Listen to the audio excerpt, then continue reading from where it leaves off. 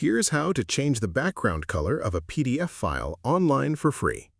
Open your browser and search for Working Tools PDF Editor. Click the first result and go to Online Tools, then Convert Online, then PDF Content Editor.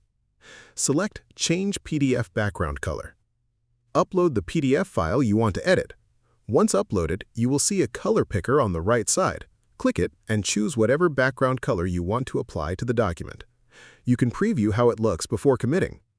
Once you're happy with the color, click Convert.